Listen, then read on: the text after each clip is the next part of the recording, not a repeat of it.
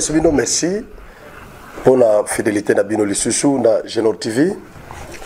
Mbutu oeza na kati ya Union Sacrée nde tokolobela journal lelo, je crois tokozana des émissions tozo bandana oyo parce que eza déjà manifeste et puis toko aborder na deuxième numéro question ya révision ou changement de la constitution parce que et bandi qu'on refaire surface. Je crois eza question au tokolobela na deuxième numéro, mais pour le moment nous allons parler du désordre qui sévit dans l'Union Sacrée. Mais entre-temps, nous avons profité pour lancer un message na chef de l'État pour afongola lisso parce que l'Union Sacrée c'est sa famille politique oyo et accompagné na mandat ya liboso oyo pe na campagne na ye na deuxième mandat pe je crois ba ko accompagner ba o baza honnête ba ko accompagner Fachi bandeko tozo assister na ba sortie médiatique intempestive. Il y a ba militants, il y a différents partis politiques au baza ko attaquer leader ya UDPS Augustin Kabouya. Bango ba estimer que Kabouya c'est lui l'homme qui serait derrière la répartition, il y a un siège dans l'Assemblée nationale ou derrière tout cet imbroglio là qui se vit actuellement dans l'Union Sacrée. Alors, c'est lui qui aurait influencé le président de la CENI pour récupérer mon siège, regroupement Moussoussou, après ça, na UDPS. Tableau moko toza ko circuler déjà, je crois que Tebele Bazanango. Na tableau na tomoni ba vrai siège à UDPS na ba siège où ils a publié na CENI. Alors to comme kepe kolobela moi makambo wana. To kolobela ngo parce que na kati na bango ba mususu bakoki kozala na raison mais procédure na bango eza mabe. Mususu bakoki kozala pe na tort. Baza instrumentalisé na moment ya campagne to belelaki awa. To belelaki na ba parti politique UDPS à induire ba parti politique belé en fait ba regroupement parce que mingi bakendaki na format wana ba regroupement politique UDPS à induire bango na erreur. Pourquoi nazolo bandenge wana to mona ki vidéo moko oyo Kabouya liboso ba militant ya parti politique ya parti na bango aza ko répondre na ba candidat o babanda ko espérer na soutien ya UDPS pour battre campagne na bango. Kabouya prenant parole devant ses militants. À sa déclaration, on peut répondre à bande quoi na lobby, to foute libino caution et bozo lande la biso lisusu, to foute la bino, to pe sabino ba moyen de campagne. A tout ni bango moyen wana ekouta wapi. Je crois na sala ki émission moko na répondaki na ba propos ya ndeko Kabouya. Pour la Constitution de la République, c'est prévu que le gouvernement doit donner les moyens de campagne aux partis politiques. Gouvernement, il faut prendre ma partie en charge. C'est prévu dans la Constitution que nous avons du 18 février 2006. Et donc, Kabouya Koloba Ndenge wana pona, je crois que à tout à qui m'a bordir mouké. Même si tel était le cas, mais lui en tant qu'autorité du parti au pouvoir, l'UDPS, il ne pouvait pas tenir un tel langage. Si vous avez un regroupement, un parti politique, un mboité, un ya Kabouya. Et comment qui se fait une autorité morale, une autorité parti, le but qui est bon, qui dépeste, le gouvernement a payé l'arté pour topé Sabino. Ils avaient négligé les candidats sur le terrain. Là, les alagités. Moussoussou Bakendeki croyait qu'ils auraient des moyens de la part de leur regroupement ou de leur parti. Et dans le moment de la campagne, ils retrouvaient que Bazaki n'est pas côté. Attends, visibilité, ils allaient quitter. Et là, ils allaient quitter le terrain. Mingi pe babandonaki. Mingi babandonaki. Je suis candidat, j'étais candidat. Nayebi makambo nazoloba. Ba candidat ebele batekela ki biso ba base na bango. Moto abengi wa biso bino, naza na ma base na nga côté mona bundaki na investissaki na base wana mais pour le moment naza na moyen de campagne te alors soko ko zongi selanga la wana comme ça yo zo base wana ça s'est fait na campagne oyo en tant que mopanzi sango na belelaki tolobaki awa bandeko bofongola miso na ba autorité ba parti politique to belelaki to sengaki bango bazala souple balanda mouvement ya kabuya te ya IDPS mingi basalaki sur l'oreille kaka IDPS wana abeti virunga apesi ba candidat na bango ba moyen de campagne apesa bango mbongo na ba mosaïque ya IDPS apesi bango mbongo mais ba vidéo zo circuler boko saboy ezo simba te na lobby boy botika nanu nazolo ba sous contrôle ya ba autorité ya parti o batelemi oyo ndeko deo bizibu à part mbongo oyo napesaki awa ke botindela bato na ba fédération napesaki mbongo mosusu te pona bato basala campagne oyo bayaki kozwe pa président fédéral à Nord Kivu biso ba candidat ozite na lobby boye o mokonzi ya lobby ezali ya solo tour wa liboso tozalaki na ba collègues généraux awa apesi biso mbongo 300 000 tokabola ekendeki na province na nzela oyo ya ngai moko Nord Kivu, Sud Kivu, ils ont bénéficié d'un montant de 231 000 $. Et les Kinamaboko Nangai, président fédéral, Nord Kivu, Azali, et l'Okopena Kopak Sabine Lingolo Bete, rapport et gestion en Bongowana, les loyo, rapport préliminaire, et Koti na bureau et Mokonti. Vous avez Nangai. Comment on a voté?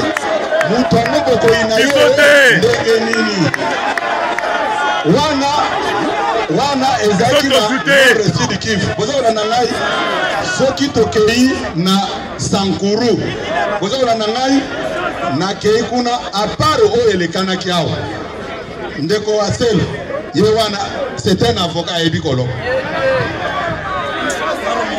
Merci beaucoup, mon président secrétaire général. Na kanisi ke pona makambo mususu bato bakozwa biso na oyo etali mbongo parti pemboka oyo yebi biso okozwa rapport na yango na oyo etali 300 000 $. Ngai nazwaki quote part ya Sankuru na Kasai Central oyo mokolo wana batu bazalaki te na réunion. J'ai disposé mbongo wana na batu oyo bakokaki pe kopesa yango sur le terrain. Na oyo etali Sankuru. Botika makelele, s'il vous plaît. Nazwaki 100 000 $. Bozako yoka. Nazwaki 100 000 $ pour l'UDPS. Naba mosaïque 6 au secrétaire général à Pesa Kingai. Il n'y a qu'un seul parti, Oyo Nazala qui n'est pas correspondant sur le terrain, le secrétaire général a causé un rapport. Merci. Merci beaucoup. Non, exercice Oyo, Toyota Namala. Exercice Oyo. Nasina Yebisa Batuboye. Il ne peut se vivre. Makambo Nazako Loba, Nazolo Bango Pambate. Nani honorable Serkas tango na komi na Mbujimai na pesi mbongo te. Merci, number one de notre parti de Betty Segeti. Vous avez donné l'argent en Mbujimai, 150 000 $ pour tous les mosaïques et UDP Tshisekedi. Vous avez la nangai, vous avez kangai. Mbongo pour travailler na yala. Montant est à combien? Merci beaucoup, secrétaire général. On a Congo central. Botika Makelele. On a Congo central. Enveloppe ezaki mi balé. De Yasuka. Yasuka 100 000 $. Et comme Makina Maboko, y a la possibilité de nazalaki à Bengingai, na sali vérification, et qu'il na Congo central. Merci. Ok. Merci beaucoup. Bazo tunana yo zoe combien pour la province na yo autant yo interfédéral ya soki wap autant yo interfédéral ya soki province ni nous combien autant ba 200 000 ba 300 000 ba 150 000 mongo bimaki IDPS apesa ki ba candidat na ye moyen de campagne ba candidat IDPS basaki sur terrain bazo ça la campagne ils avaient des moyens alors et ça le bisco que ba candidat ba parti mususu etombaki na piège wana ba pesi ba moyen de campagne na ba parti te na ba candidat na bango te et ba candidat pe bazangi nga ko la campagne ils ont abandonné mais quand même ba o bazaki motivé o bazaki déjà préparé na mo ba moyen de bord na bango ils ont battu campagne lokola ba biso to bundaki nous avons battu campagne et permettre pe ba regroupement mususu et atteindre seuil il y a représentativité ou éligibilité. Malgré que tu atteindre seuil, mais la difficulté est mon ami na ba parti mususu, na ba regroupement mususu. Ya on a soulevé awa parce que na biso bino na début mususu bazana raison, ya que ba battre campagne, ba atteindre seuil, mais ba mi retrouver te. Alors bazana droit ya ko manifester parce que nous sommes en démocratie. Mais qu'on manifester ras-le-bol, qu'on manifester mécontentement, il faut suivre voie légale. Voie légale. Parce que vous avez raison, mais ce qui procédure est biaisé, déjà, on perd de raison. Donc c'est ça ce que moi je peux demander à tous ces camarades. Au lieu de manifester, entre-temps, vous avez une union sacrée, mais vous avez une union na balabala. Le MLC, ils ont manifesté leur mécontentement. Ils ont manifesté na balabala, liboso siège na bango, batumbi bapine. Et ça malade. Mais est-ce que procédure wana est prévue, est légale? Non. Nous avons la Cour constitutionnelle. Cour wana est juridiction ou bien yenda juge, il y a règlement. Il y a des contentieux électoraux. À qui qu'on siège comme juge, il y a règlement des contentieux des candidatures. À qui qu'on siège comme juge des règlements des contentieux des résultats, comme c'est le cas maintenant. La Cour, la CENI, assez à publier déjà les résultats provisoirement. Les candidats nyonso, les regroupement politique, les indépendants, les partis politiques ont mis sentir victime. Il y a massacre au salami na seni na répartition et siège. Koki kokende ko saisir cour constitutionnelle. Saisir cour constitutionnelle, kenda ba preuve na bango. Présenter yango na cour constitutionnelle, Sambi Nasseni devant cette cour. Ceux qui ont raison, ça s'est fait en 2018 parce que dans le monde, on dirait ils ne croient pas en cette cour. Non, il faut croire, c'est une institution de la République. En 2018, ils étaient déjà en train de siéger au Parlement. Précisément dans l'Assemblée nationale. Mais après, ils ont été défenestrés par cette cour. Valider le candidat Mousso Bazaï Libanda, Daniel Safouna, Moussousou, eko zonga na kati assemblée, déjà banako siéger, défenestra bango. Et donc c'est possible, pour Nangaï, c'est possible. Conseil on a coupé ça dans nous. Nabande konyo so ba camarade ba parti politique ko baza ko manifester ras le bol na balabala ko tumba bapine, ce n'est pas une voie légale bandeko. Oui, beaucoup ça lango na cadre ya pression, ne bo ça lango za pression politique, c'est normal. Mais il faut boye ba siko pression politique bo ça lango nani. Félix boye déjà position na ye. au gagné au leki. Ce qu'on gagne au collégaté. Il est comme ça. N'a pas pression, il ne cède pas. Parce qu'il est aussi respectueux des institutions. En droit administratif, on dit que les compétences sont d'attribution. Moutou est susceptible de rétablir bino na droit. Dans les cas sous examen, c'est la Cour constitutionnelle. Ce n'est ni la CENI encore, ni le chef de l'État. La CENI s'est déjà dessaisie. Elle s'est déjà dessaisie quant à cette question. Donc c'est la Cour constitutionnelle, l'autorité compétente et susceptible de vous rétablir dans vos droits. Alors saisissez-la. C'est clair. Mais Bamoussou Sunde na lobby, Bamoussou Soubaza Manator, Bazana raison et puis Bazo qui ne peut manifester. Ou soit ils ne sont pas instruits. Naba Makambo ya Basei, il y a recevabilité. Basei, il y a éligibilité ou représentativité. Bamoussou Souba militant wana baza instruité. Ba éviter comment cette histoire-là fonctionne. Il y a Basei, Bazo waga o sei. Confusion zandengening. Bato MLC va manifester ras-le-bol balobi comment MLC et Koki Kozoa 3 sièges dans la ville de Kisasa. C'est normal. Comment tu as 3 sièges dans la ville de Kisasa? C'est normal avec le système de CEI. Bande ko MLC est normal.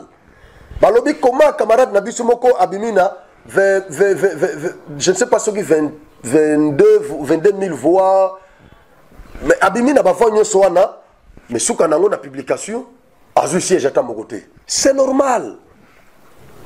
Makambo basei est compliqué bande konangai. C'est pourquoi il faut vraiment que ça l'attaque organisateur un cadre. Il y a formation moko pona ko instruire nanu ba leader ya ba parti politique, ba candidat prochainement ba candidat ba comprendre comment l'essai cette histoire là fonctionne. Comme ça ba maîtriser ba membre ba citoyen lambda au bazana ba parti na bango. Ba maîtriser bango. C'est ça boye n'a expliqué bino muke beaucoup à la circonscription moko boza na 4 sièges na 4 sièges ba regroupement eza ebelé na circonscription ana la CENI va procéder comment?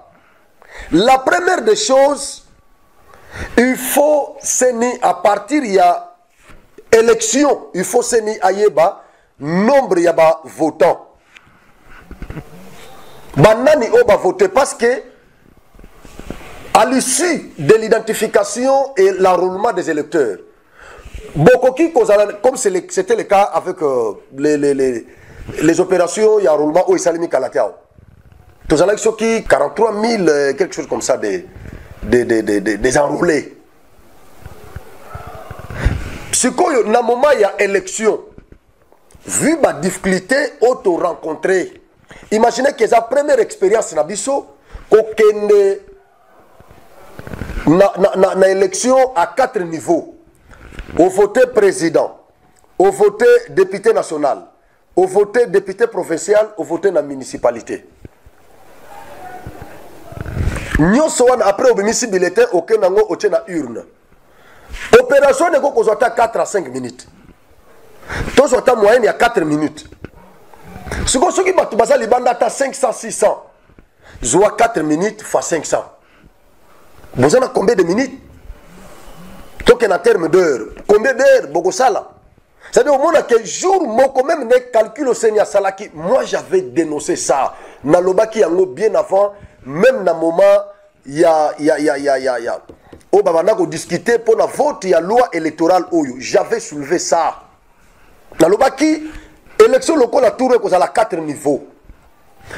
Il faut constituer à tenir compte il y a eloko wana sinon batu musu ba ko voter te. Ou soit que na voter ça la 2 à 3 jours. Mais bon renforcer des dispositifs électroniques sécuritaires.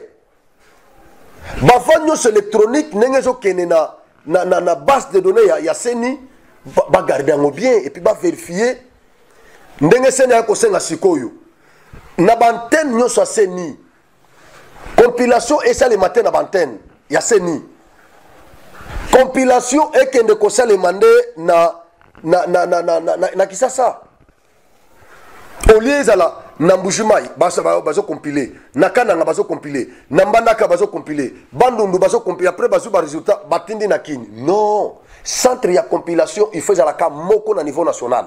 C'est ça. Et pour réduire à table mo ba fraude, ba bourrage dur, ba biloko muso salami.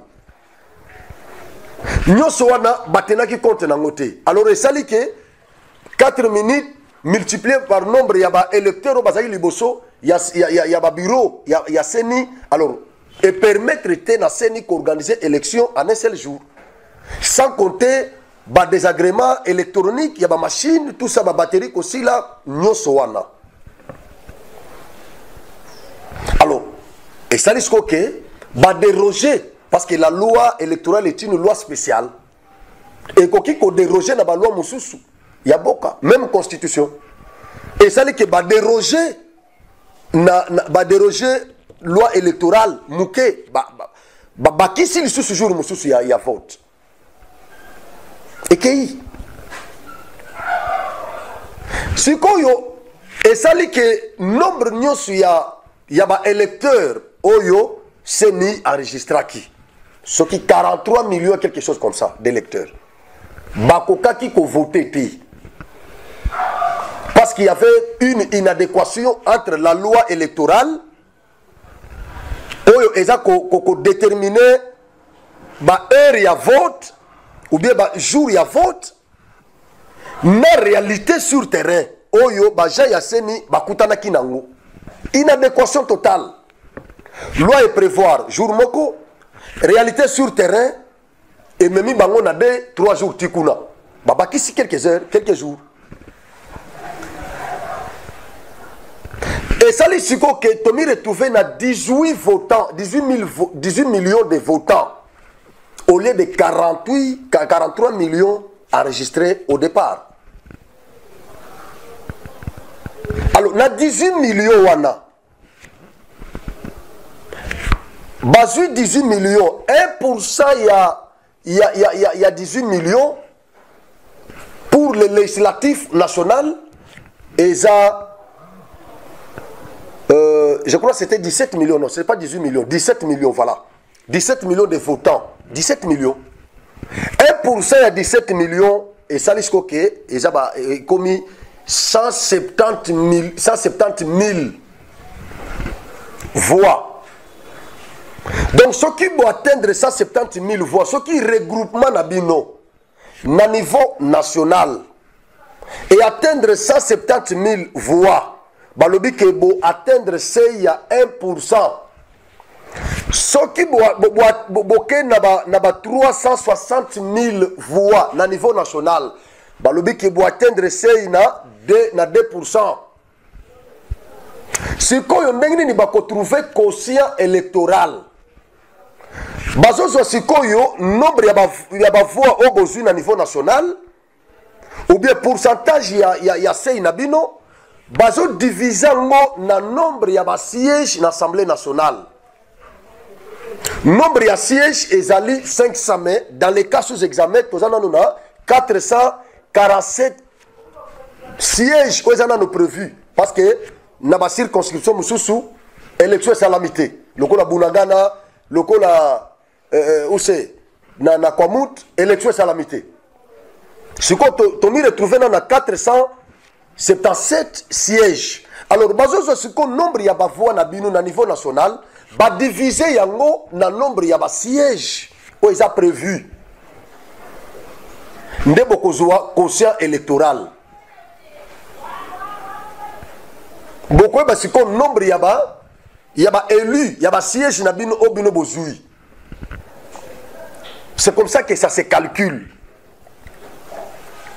Sikoyo mbutu koti place nini parce que awa CRD parti ya Christophe Mbosoko Diapwanga oyo ngai naza cadre naza membre ya CRDP cadre ya CRD naza candidat ya CRD mais na regroupement AAR bar CRD ezaki deuxième regroupement na biso tozaki na deux premier regroupement eza AA CRD nde oyo Christophe Mbosoko Diapwanga yemo kwa zalaki candidat côté ya Grand Bandundu sikoyo AAR bar CRD nde oyo ngai nazalaki candidat. Regroupement liboso oyo ya autorité morale na biso et atteindre seuil, il y a 2%. C'est comme ça que tu me retrouves na 9 sièges. Regroupement mibale oyo ngai naza candidat na battre campagne normalement na circonscription na ngai na ville ya Kananga. Balobi que selon la CENI, tu atteindre seuil na combien? Na 179 851 voix. C'est il y a 1%. Mais la proclamation à CENI, regroupement politique oyo emi retrouvé atteint un siège mon côté. Comment c'est possible? Parce que tu as 179 851 voix sur l'étendue de la République. Regroupement Nabiso AAR bar CRD. Oh, nga naza candidat. Ba voix na ngai comme candidat. Et koti na kati ya sei o ya 1%. Et koti na kati ya sei. Alors, par quelle magie tu as commis retrouver que tu as ta siège mon côté. À ta siège mon côté. Na niveau il y a législatif national. Si tu as 1% oyo et que wapi tu atteindras ndenge nini. Parce que 1% il y a sei normalement il y a 170 000 voix. Mais bicho toke écoute au-delà il y a 170 000 voix. Toke na 179 870. Je dis quoi? 179 851 voix. Mais Tozui à ta siège mon côté. Vous allez nous interdire de saisir la Cour constitutionnelle. Vous allez vraiment nous interdire de rejeter ces résultats. Et pourtant, nous sommes dans un état de droit, dans une république, dans une démocratie. Je crois que vous n'allez pas nous interdire de contester, mais tout en suivant la voie légale. C'est ce que j'ai dit au départ. Parce que Bandekwa MLC, c'est ce que je disais ici, je n'ai pas oublié. C'est d'abord ça n'a pas été. C'est tout le temps dans un plateau. Je n'ai pas oublié parce que mais Bandaki il fallait que ça. Oui, je ne suis pas frappé d'amnésie. Ah ouais. MLC Bazoui, candidat na c'est ceux qui vendaient 1000 voix dans la ville à Kisasa. Mais azuté. Et comme on qui moutonne na zoate, c'est logique.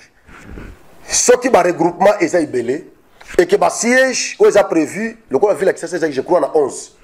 Ba siège où est prévu na kozongi la makambo CRD na kena noté na kozongi la kuna na lingde na kitsango comme ça na zongi la CRD parce que nesika na ovandela. Oui. Oui. Et ça dit que ville à Kisasa je crois na 11 sièges. Circonscription. Il y a province, ville à Kisasa. Et ça qui a 11 sièges. Si on a 11 oyo, bah, regroupement est belé. Ndenge ni muto a 22 000 voix à Koki Kozanga. Bakotala, na ba regroupement nyonso. Na ville à Kisasa, bakotala regroupement oyo et atteindre seuil. Yaliboso. Tel exemple, bon, Natanate, Nabo Namagama polémique. Tel regroupement et atteindre seuil. Il y a 3 ou 4% par exemple. Bako recourir na regroupement wana. Numéro 1 na bango, meilleur élu na bango, azana combien de voix? À cause de la pazana, tout que nata 35 000 voix. Par exemple, 35 000 voix. Meilleur élu na bango.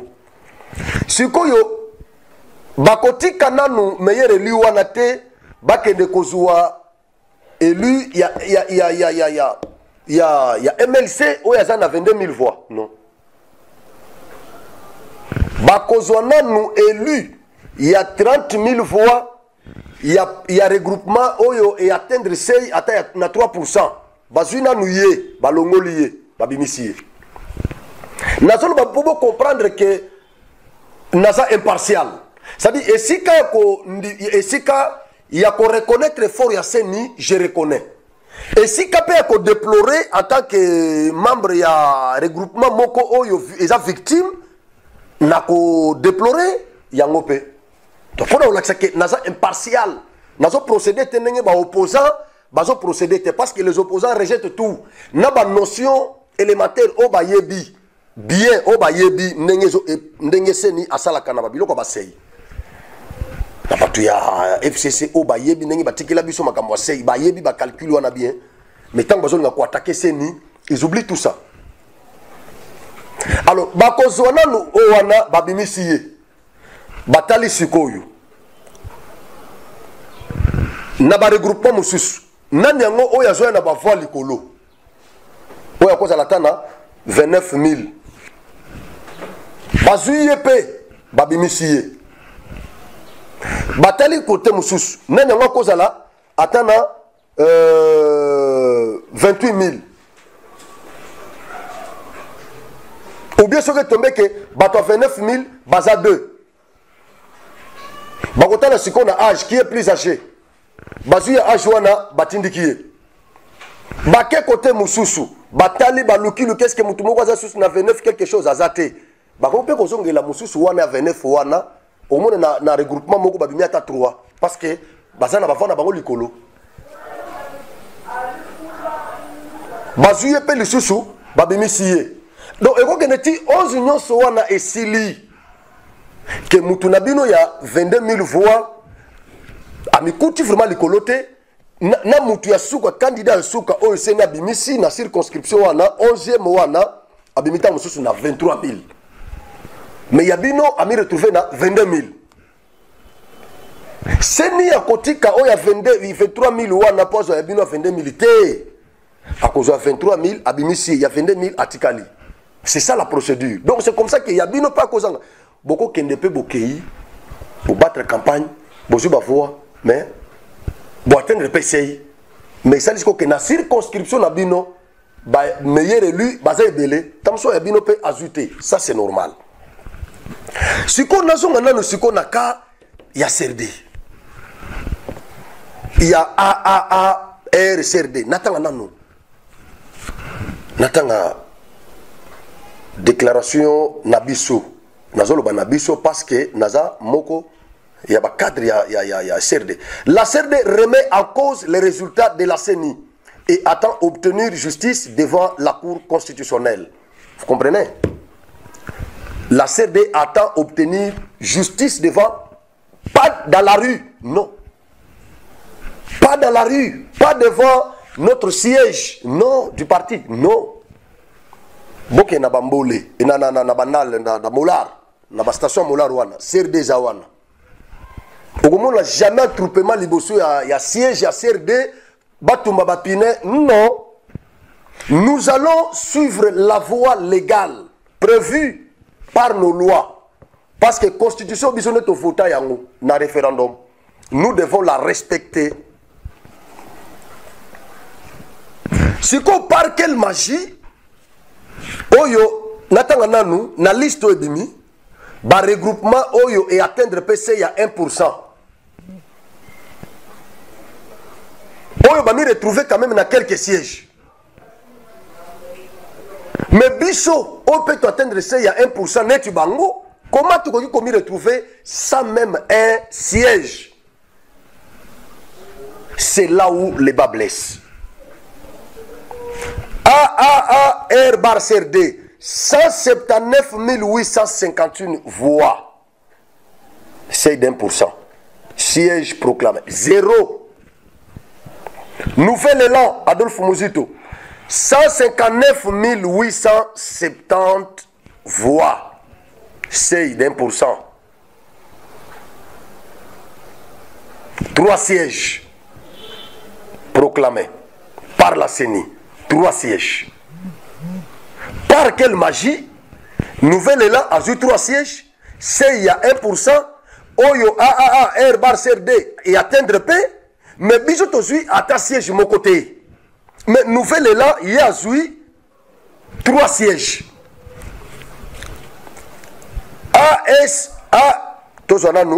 ASPA, voilà. ASPA, 179 953 voix, c'est d'1%. Bangope, Tijem. Libungu Toulou. Bangope, rien. ASPA, rien. Mais batendre c'est il y a 1%. Basé le côté. Dipro, il y a Constant Moutamba. 179 834 voix. 1%, il y a 3 sièges. Par quelle magie? 3 sièges. Dipro. APCF. 179 847 voix. 2 sièges. APA MLC. 107 aux regroupements MLC. 179 929 voix. 2 sièges.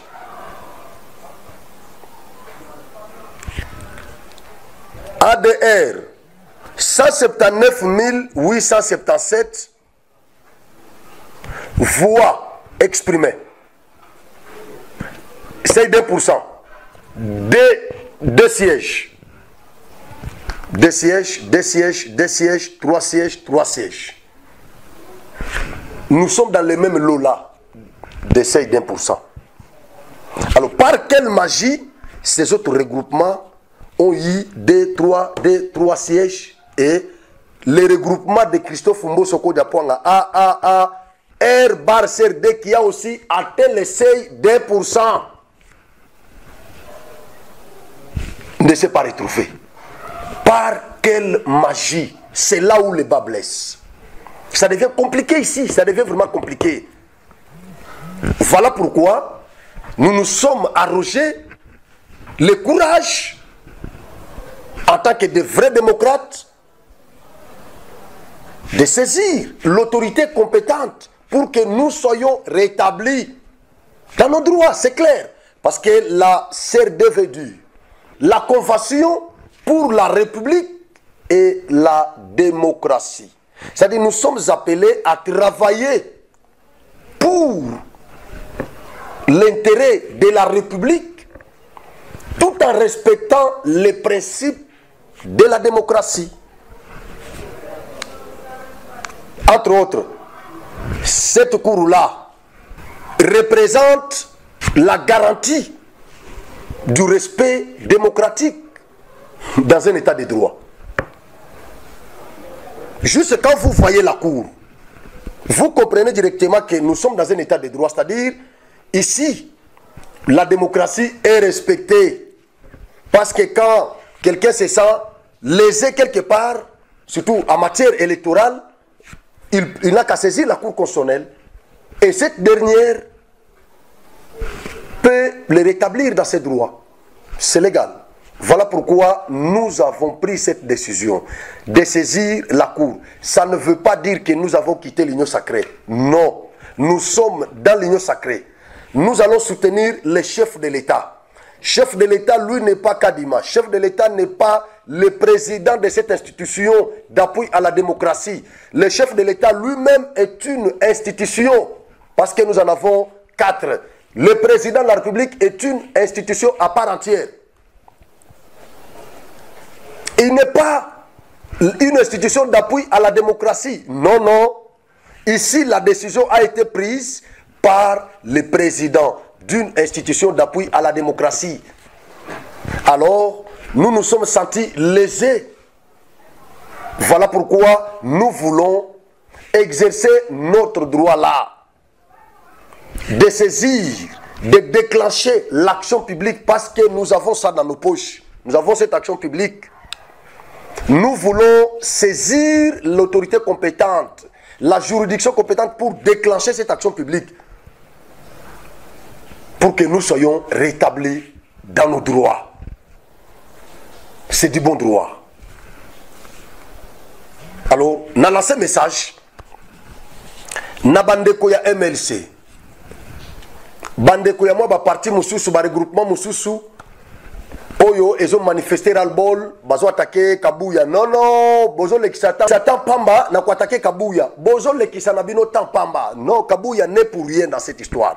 Même si sa main noire était là, mais je vous dis Kabuya ne peut rien faire pour le moment. Même si c'est lui qui avait instrumentalisé la CENI, mais pour le moment, il ne peut rien faire, alors rien du tout.